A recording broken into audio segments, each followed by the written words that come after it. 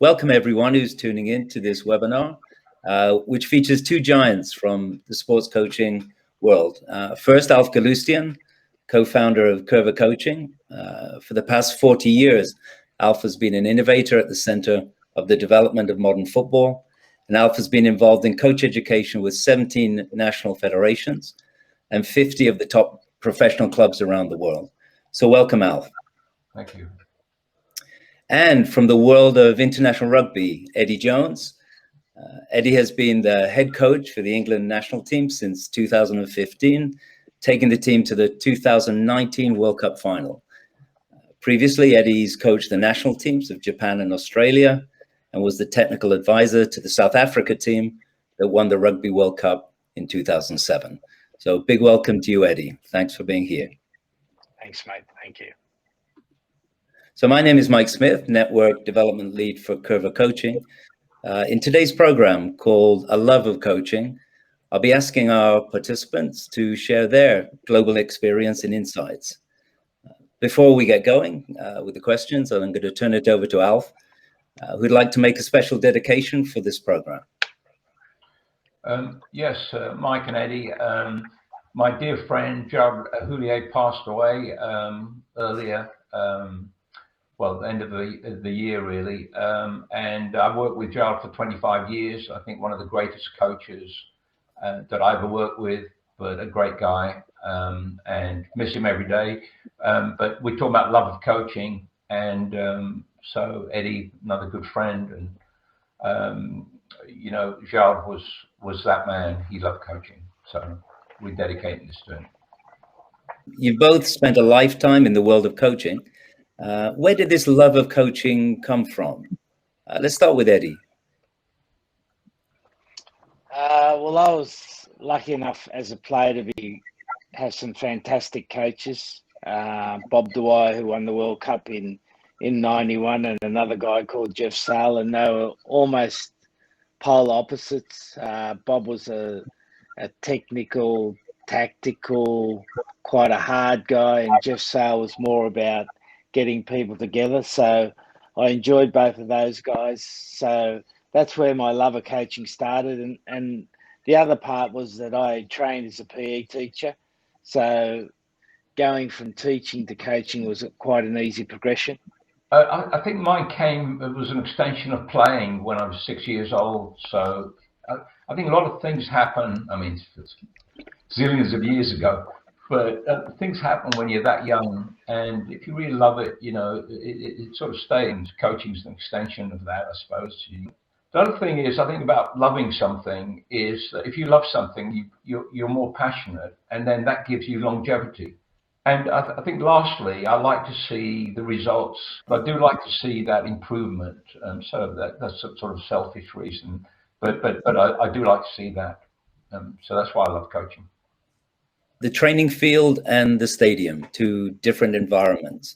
As coaches, what are your tips on transferring what happens on the training field to the game? Firstly, as a coach, your job is to prepare the players for the hardest moments of the game. So to equip them with the skills, the mentality, the social skills to be able to play the game. So your training has to be rigorous enough and has to be specific to get them ready for the game, because you want the game to be easier than training. And I think that's really important, that the game's easier than training. So your training has to involve success and failure. It has to involve adaptation from the players. And at the end of the day, I still think now that you want the training to be enjoyable. Now, enjoyment takes a number of different forms, and sometimes, you know, it can be painful physically, but the enjoyment comes from doing things together and knowing you're going to improve. One thing that I found useful is you kind of create a movie, you know.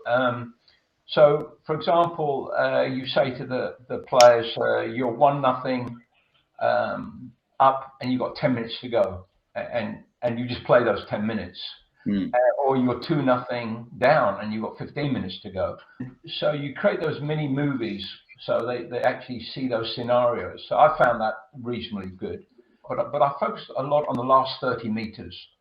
So there's where I believe the game's won and lost. And so in training, I would focus a lot on that. So the attackers to create and score goals, but the defenders to win the ball and transition. So to me, you know, I could compress the field and do a lot of, well, of course, there's many other things you've got to work on, but if you're asking me what are some tips to transfer into the game, the more we work on this, I think the more likely we are to score and stop goals. I was watching Leeds play Liverpool on Sunday, I think it was, and the words of Alf really echoes in what I saw in the game, that between the two boxes, there didn't seem to be much difference between Leeds and Liverpool. They both moved the ball up the field efficiently, you know, good passing, good movement off the ball, good cohesion. But once they got in the box, the difference between the two sides was extreme. And that ability for you to coach those skills that convert all the work you do into points is just so important. And no one's better at giving a skill package to the players than what Alf has discovered with Coerver. So as a coach, what can you do to motivate players? And how important is self-motivation as a player? Eddie, let's starting with you. Yeah, it's a interesting question, that one. I think a coach has always got a job to inspire his players and create the right environment for the players. But I think that if you get everything aligned, that you get the right players, the right environment, and they understand how you want to play, got a pretty good understanding of how you want to play, the motivation just happens. Now, the coach's job is to always touch on that. The ability to find the right time to say the right words to motivate your team is just so important. First of all, you love the game, and then when you love something, you want to do it more. And when you do it more, you get better. And when you get better, you become more confident. And then when you become confident, you get better. And then you love the game more, if that makes sense. So it's kind of like now it is, especially for the younger ones. Absolutely, I'm convinced that that's the way. Loving the game will lead to all this, will lead to practice, purposeful practice, will lead to confidence building, which is another huge thing for young players. Another idea maybe is to give responsibility or a goal to a player. So in training, like with my grandson, I say, look, I want you to take 5 shots this game. You know, I want you to make 4 tackles, whatever it be, and sort of actually give them a goal that then they do the tackling, they do the scoring, but you sort of dangle something in front of them.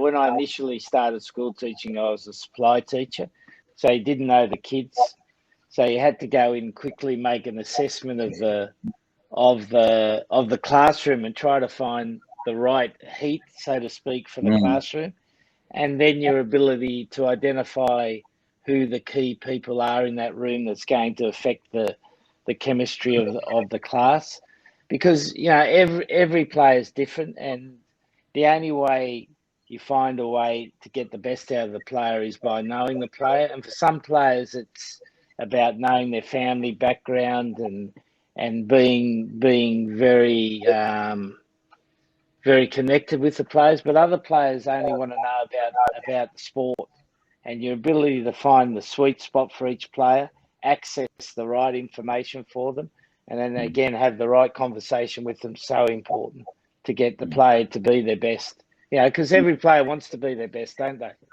But sometimes there's something stopping them being their best. Eddie, you particularly over the years have seen many talented young players come into rugby, club rugby, international rugby. In your experience, why do some talented young players make it and others don't? One of the things I find in England particularly is that the talented players get boosted too much at a young age, and they think all they've got to do is be talented. But, you know, it's the old story, isn't it? Talent just gets you through the front door, and it's how hard you work and how smart you work. I see with a number of young kids who come through and are really talented at a young age, and their parents keep talking to them about that, about their talent, rather than saying, well, let's work really hard to make sure that that you're a really good performer, because at the age of 12, I'm sure in football, Alf can tell you, every kid's got talent, some sort of talent, but it's the ones who work hard then become the good performers. Maybe the difference between the players who make it or not is not the physical element or the talent, but the mental quickness, if you like, the ability of this what's next.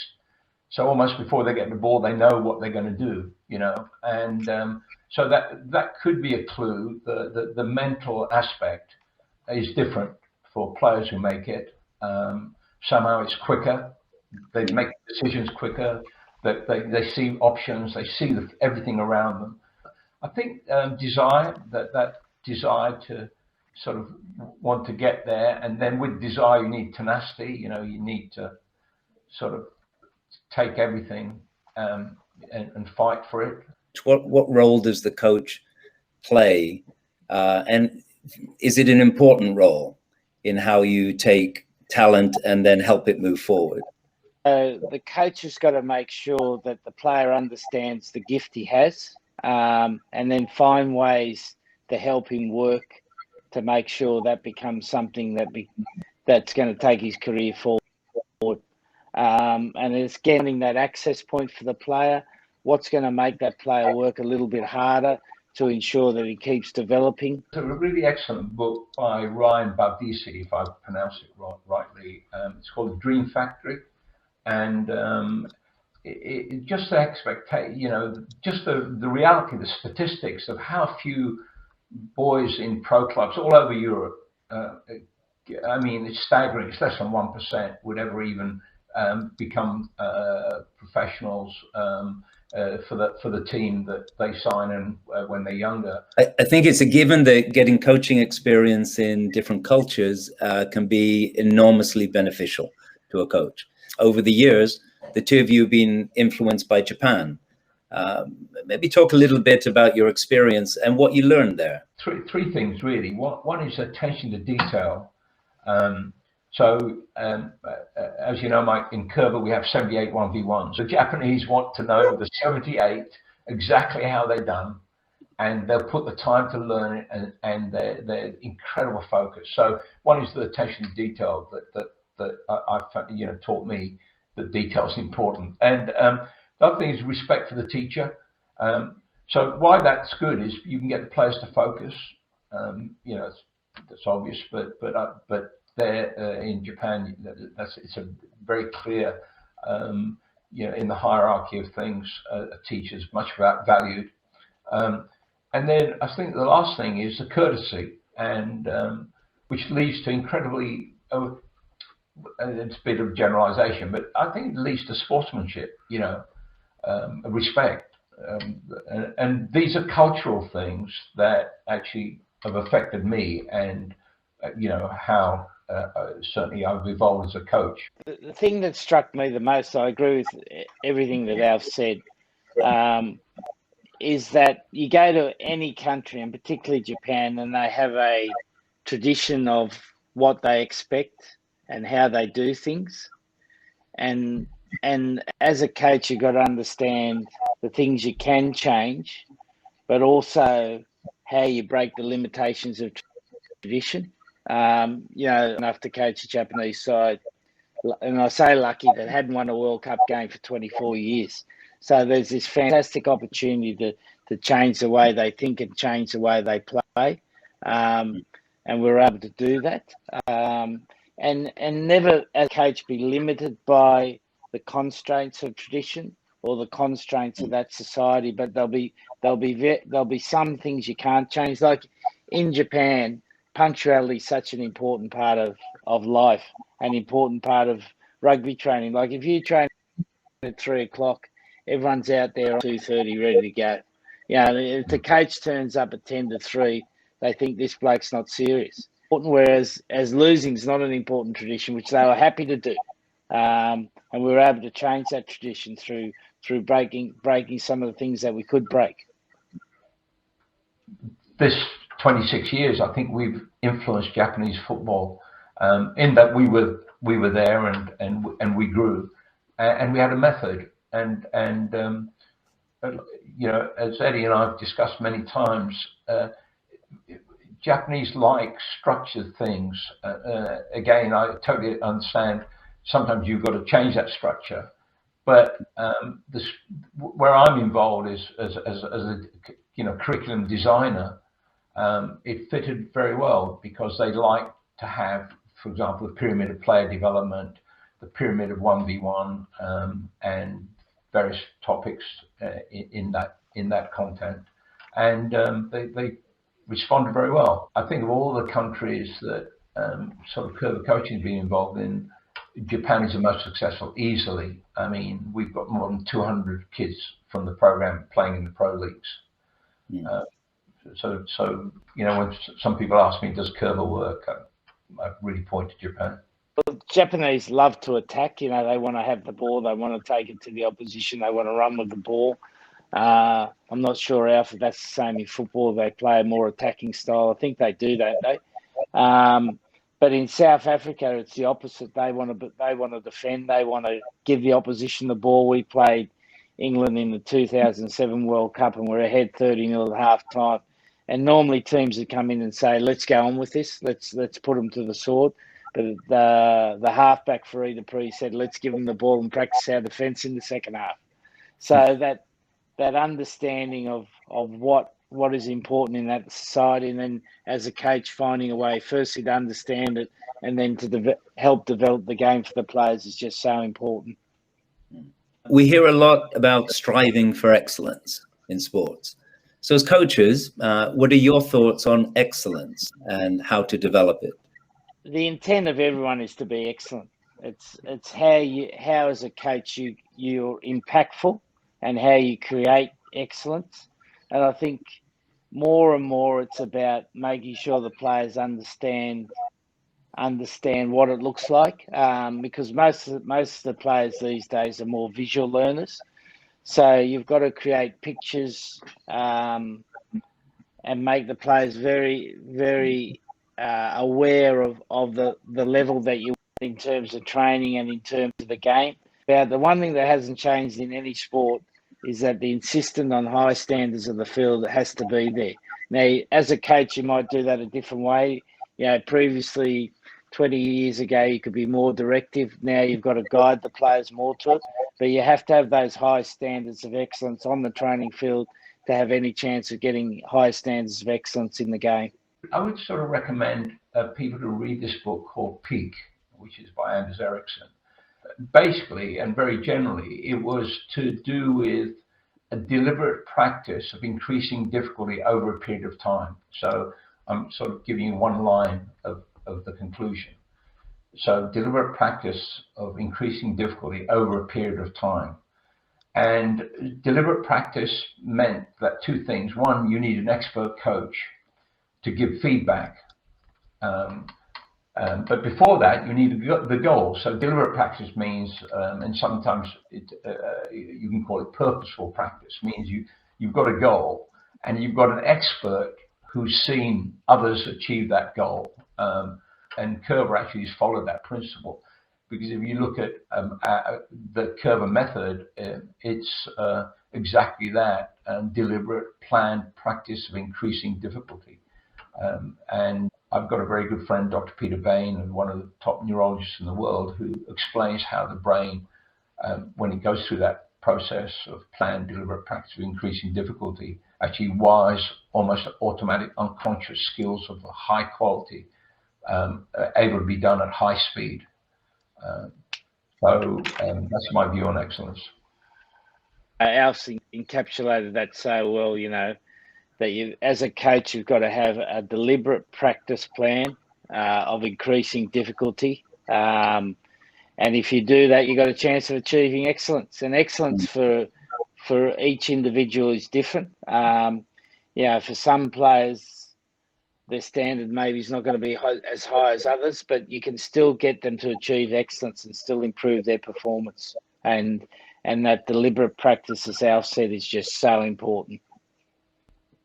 What are some of the qualities of sport, the positive qualities of sport, that you think can be carried over into broader life in your experience with yourself and with your players? Alf, you want to start on that one? One, I think sport can give people, the person, confidence. It can give them responsibility. You know, you're playing with a unit, so you're responsible. I think discipline. You know, you've got to train and maybe forego other things to sort of get into shape and get better. I think it teaches you to be competitive, and I'm not one of these people who think that's a bad word, because I think life is competitive.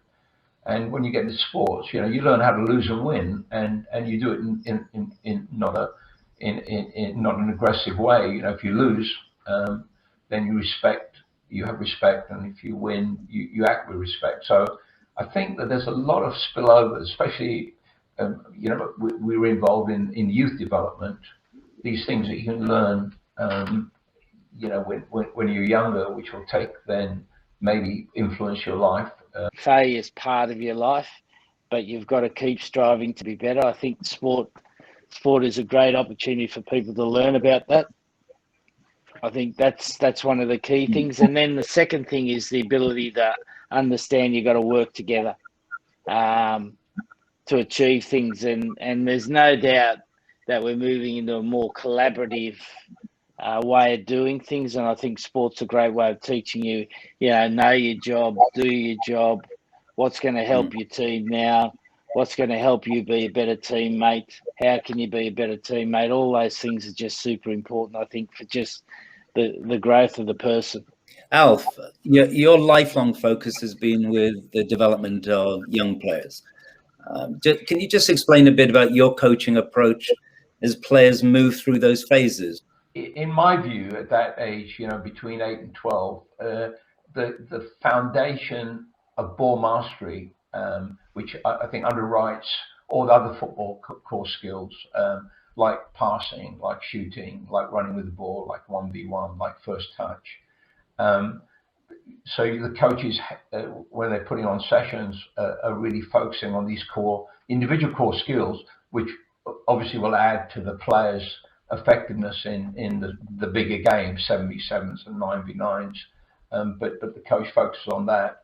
And then when the boys and girls are you know, 13 plus, and they're playing 11v11, so you've got a bigger field, you've got longer periods of play.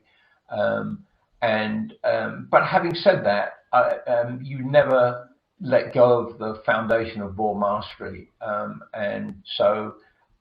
But your curriculum and your session plans are to do with effectiveness in the game, and the players understanding not a team position so much, because I think the modern game, it's not so much a position in football. It's the function of, you know, you defend without the ball and you attack. So, you know, I would joke around with some coaches saying, hopefully one day we'll see two numbers on the shirt, you know, number 7 and number 3. And, you know, so that idea that when the boys and girls are sort of playing 11v11, they understand to have a sort of a function of defending and attacking. So there's no attackers or defenders. And there was a very famous coach in the 70s, Rhinus Michaels, who had this concept of total football. And after all these years, you know, certainly that's my impression of the sort of players to develop. Well, I'm not as experienced as Alf, but I'll offer some advice. I think just with those younger age group, it's got to be about enjoyment. It's got to be about teaching them the fundamentals of the game, which Coerver coaching does.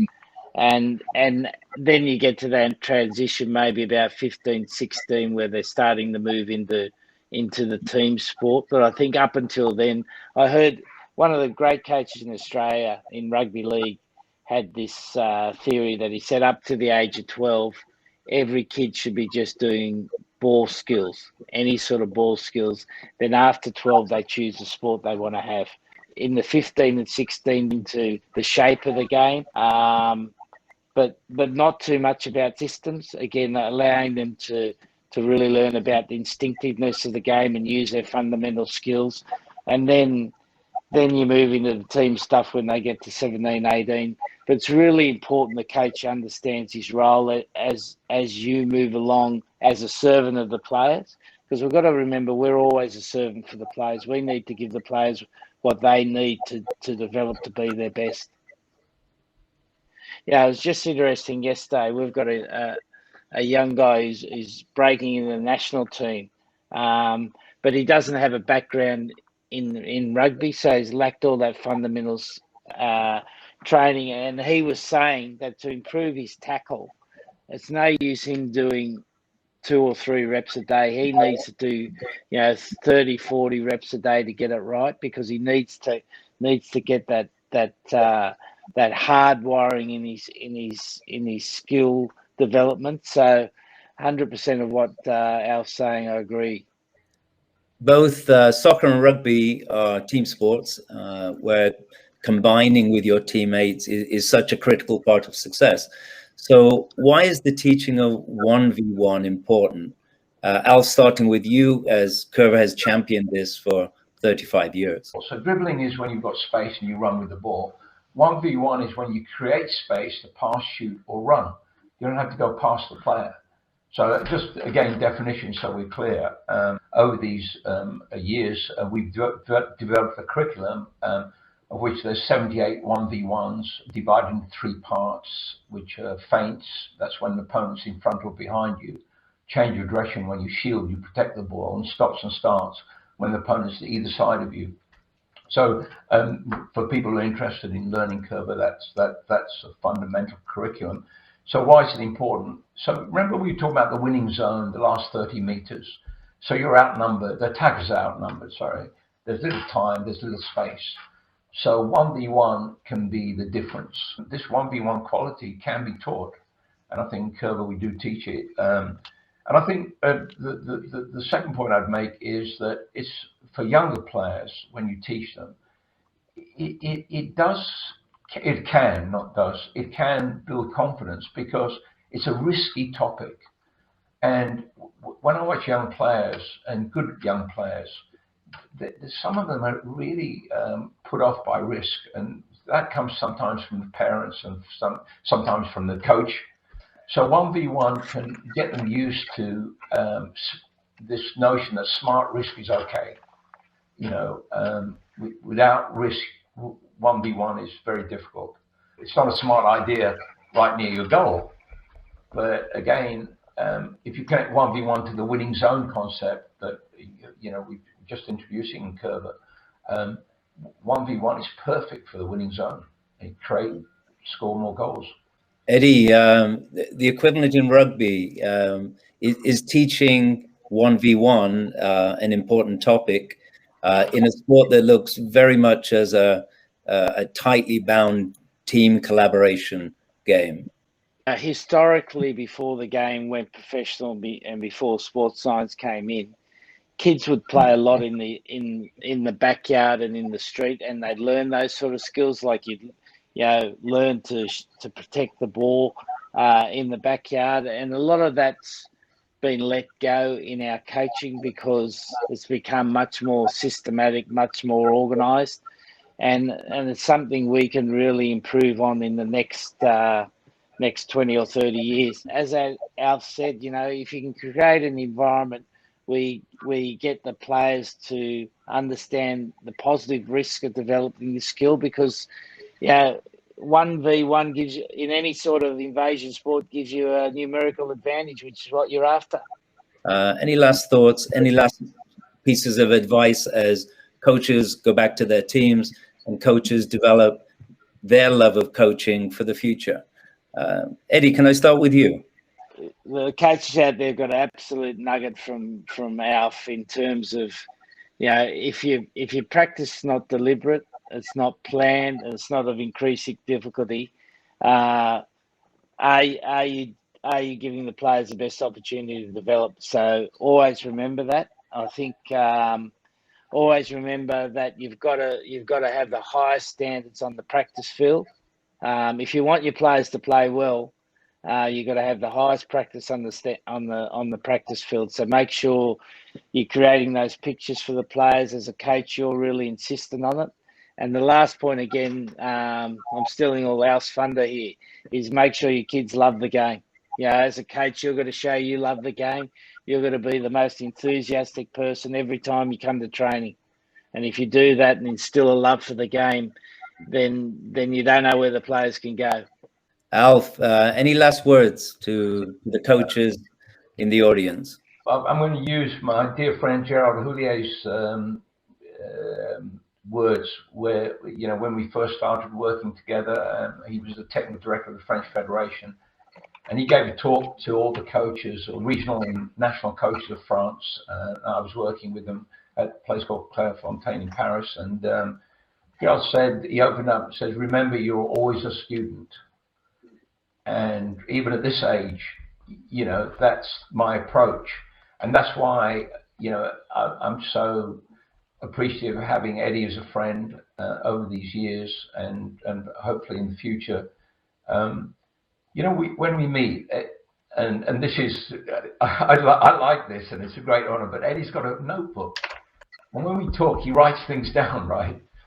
And so I do that too. Gerald's words, always a student. And I think Eddie's model, apart from his character and his curiosity, I'd say always be curious, but that stems from Gerald's always be a student.